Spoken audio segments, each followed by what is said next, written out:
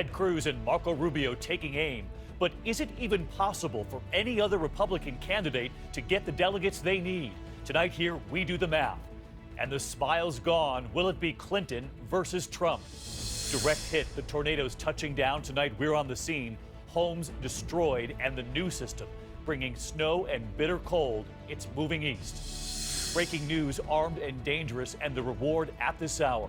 Nearly a dozen men making off with several AR-15 style rifles. That manhunt right now. The Zika outbreak, and tonight the new headline in the Northeast as the number of cases here in the U.S. now grows. And astronaut Scott Kelly back on Earth tonight. Is he really taller and younger after a year in space? The stunning reveal. This is ABC World News Tonight with David Muir.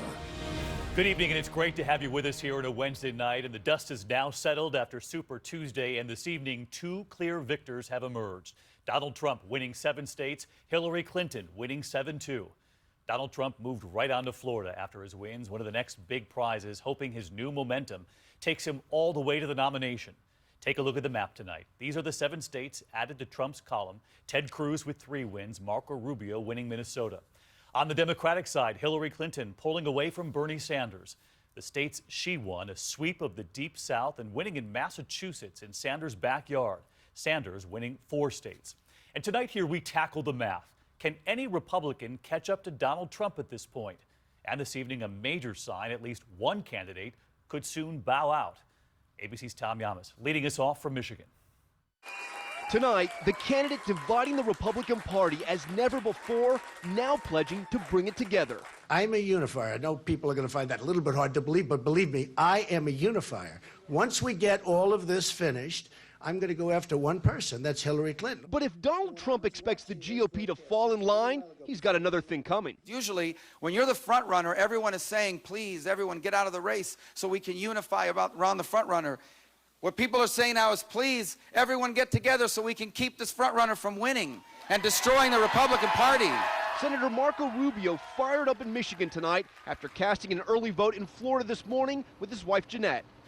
I asked him if it's too little, too late. You're 1 in 15. How can you tell your supporters that you're still viable? Well, I think they see the path forward. They see the delegate count. We were picking up delegates. We continue to gain delegates throughout the day as the count is coming in. On a night that wasn't supposed to be our strongest night. Today, in a series of tweets, Trump saying lightweight Rubio lost big, calling his campaign desperate and angry. And Rubio now splitting the anti-Trump vote with the newly energized Senator Ted Cruz. Thank you, Texas! Who's calling on the other candidates to get behind him as the Trump alternative. I ask you to prayerfully consider our coming together, uniting.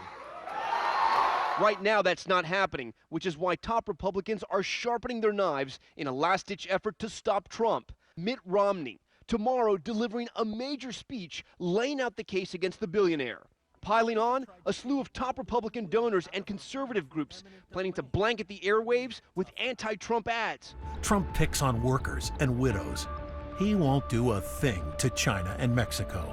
On Super Tuesday, Trump in his palatial Palm Beach Golf Club watching election returns, his campaign juggernaut rolling on and over his opponents. Tonight, Dr. Ben Carson indicating he'll soon drop out. Right now, the only establishment name in Trump's corner, New Jersey Governor Chris Christie. So many people examining his face last night, standing behind the billionaire. Today, 6 New Jersey papers calling on Christie to resign, writing, "We're fed up with Governor Chris Christie's arrogance. We're disgusted with his endorsement of Donald Trump. What an embarrassment, what an utter disgrace." Donald Trump brushing it all off, setting his sights on Hillary Clinton. She wants to make America whole again, and I'm trying to figure out what is that all about. Make America great again is going to be much better than making America whole again. Going to be a very interesting race ahead. Tom Yamas with us live from Michigan tonight. And Tom, Dr. Ben Carson has dropped out of the Fox debate tomorrow night. What does this mean? That's right, David. His campaign is now winding down. But what many people are talking about, what many people are going to be watching at that debate, Donald Trump is going to be face-to-face with one of his biggest enemies, Fox News' Megyn Kelly. You'll remember they had that epic war of words in the first ever debate this campaign season. Tomorrow night, she's one of the co-moderators. All right, David? Tom Yamas leading us off tonight. Tom, thank you. They'll also be watching something else. This number tonight, the Republican primary race driving an enormous voter turnout. Take a look. More than 8 million Republicans voted in 9 states for Super Tuesday, 3 million more than the Democrats. 8 years ago, the complete opposite. 8 million Democrats voted the year Barack Obama was nominated. We turn now to the Democratic side. A good night for Hillary Clinton. Her team putting out a new memo tonight pointing to the math for her. Does Sanders still have a plausible path? Her victory party in Florida, a state she is now focused on as well. Her campaign arguing Bernie Sanders just doesn't have the math to defeat her. Sanders, though, vowing to take this fight to the convention. ABC's Cecilia Vega tonight with a reality check. Hillary Clinton tonight on a victory lap. Yesterday was one for the history books.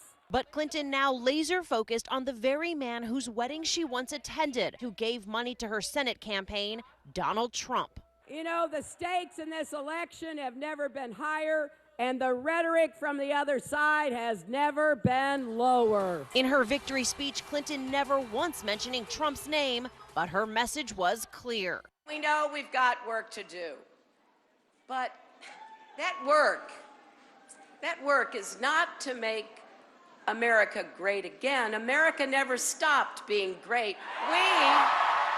Turning Trump's Make America Great Again slogan into a full-blown attack. We have to make America whole. We have to fill in. Taking him on with a message of unity over division. You know what? It works. Instead of building walls, we're going to break down barriers. But Clinton still fighting off Bernie Sanders, too. At a rally today in Maine, the senator defiant, still turning out the crowds and turning up the heat on his rival. We were up against a candidate supported by the entire political establishment, somebody almost universally known, someone who had been anointed as the inevitable nominee. Well, guess what? She's not so inevitable today. Sanders vowing to fight on. Cecilia Vega live at a Clinton event right here in New York City tonight. And Cecilia, Bernie Sanders insists that he can still win the nomination. But today, as we pointed out there, the Clinton campaign saying that's all but impossible. Yeah, that's right, David, and they said that in this memo from the campaign manager. I want to read to you what he said, quote, in order to catch up, Senator Sanders doesn't just have to start winning a few states, he needs to start winning everywhere and by large margin. The Clinton team thinks they can have this nomination wrapped up in a couple of weeks. David, back to you. Cecilia, thank you. Looking more and more like a race between Donald Trump and Hillary Clinton. John Carl here with the Telestrator tonight. John, bottom line, is it mathematically possible at this point for, say, a Marco Rubio to land the delegates he needs to secure the Republican nomination? It's mathematically possible, but it is extremely difficult and unlikely. Just take a look at the numbers. Donald Trump already has 319 delegates, 25% of what he needs to clinch. Marco Rubio has less than 10%.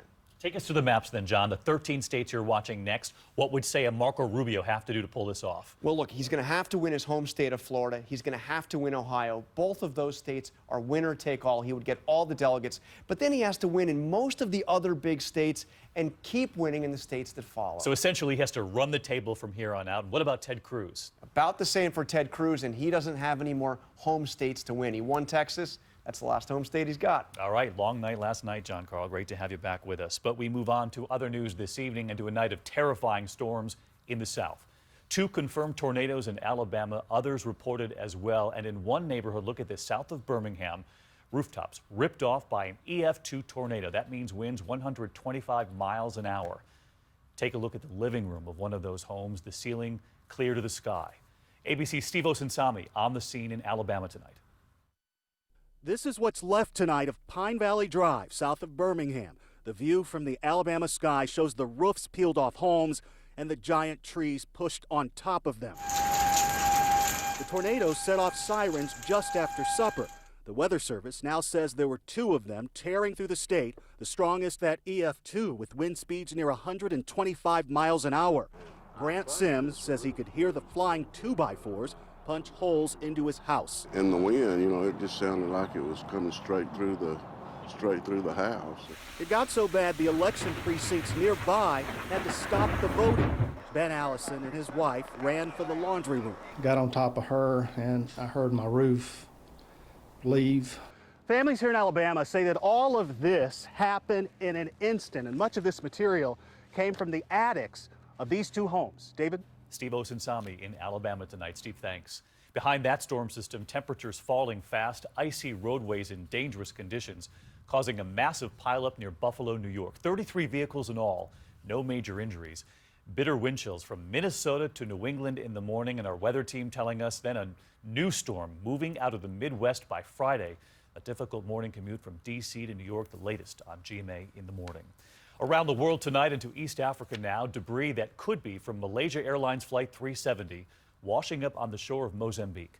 A U.S. official confirming they could be parts of a Boeing 777 MH370 disappeared over the South China Sea 2 years ago this month. 239 people lost along with that plane. Back here at home now, and to the Supreme Court tonight, and to the first major abortion case in almost a decade, and the first since the court lost Justice Antonin Scalia. It centers on a case in Texas that has already forced clinics to close and could force even more to close down as well. On the steps of the High Court today, abortion foes facing off against abortion rights supporters. And of course, that split inside the court too, now with only 8 justices. ABC's Mary Bruce at the Supreme Court. Is it your body? The debate over abortion came roaring back to the Supreme Court. As the justices hear what could be the most influential abortion case in 25 years. Tensions here outside the court running extremely high. The two sides here literally facing off outside the court. At issue, a Texas law requiring abortion providers have admitting privileges at nearby hospitals, and that clinics meet standards for surgical centers such as wider hallways to accommodate gurneys. This law is not about whether abortion should be legal or not. This is about making sure that the lives of everybody is safe. Clinics say the law is not about women's health, but rather designed to put them out of business. Their sole purpose is to prevent women from accessing safe abortion care. Half of the state's abortion clinics have closed. If the law is upheld, opponents say 10 or fewer clinics will remain in a state of 27 million people. Just weeks after the death of Justice Scalia, a longtime abortion foe, all eyes on swing vote Justice Kennedy, who today suggested he might want more evidence on the law's impact. And Mary Bruce with us live from the Supreme Court tonight. And with the death of Justice Scalia, of course, the possibility, Mary, of a tie in this case? That's right, David, and a tie here would mean that that Texas law is upheld. But the one thing Justice Kennedy suggested today, he may want to send this case back to a lower court, which would punt on the question of whether other states can enact similar laws. All right, David. Mary Bruce live at the Supreme Court tonight. Mary, thank you.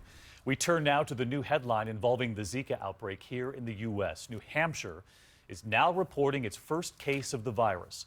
Another one spreading through sexual contact, that case still being confirmed. The official CDC tally at this point, at least 107 cases in 24 states. Of course, they're looking at this new case in New Hampshire. Next, a troubling cell phone video from inside a Baltimore high school. It shows a uniformed police officer slapping and then kicking a young man, another officer standing behind them. School officials confirming the event, but it's not clear tonight whether the young man was a student. Both officers and the head of the school system police force now on administrative leave tonight. Next here to the Erin Andrews case, the sports reporter and Dancing with the Stars host suing a stalker and the hotel that gave him a room next to hers. Well, tonight here, word of a new incident showing that the video of her shot by that stalker and posted online continues to expose her. ABC's Eva Pilgrim in the courtroom. Erin Andrews' legal battle for $75 million in damages from the Nashville Marriott and the man who secretly recorded her getting out of the shower continues. And to try to explain to someone that has questions about why I have trust issues, why I'm insecure, why I'm humiliated. Last night, one of the key players in this case, Neil Peskind, a representative of the owner of the Nashville Marriott, was dining with friends when a restaurant employee tweeted that the group was looking at the nude video. Nicole Brannigan posting, he said if it was going to cost him millions, he was going to watch it and show everyone. Then he and his guests proceeded to discuss her body. Peskin releasing this statement today explaining that his friends started viewing the video. I asked them to stop, and while they did so, it was not as quickly as I had hoped. I sincerely apologize for my participation in what happened. David, this case could be in the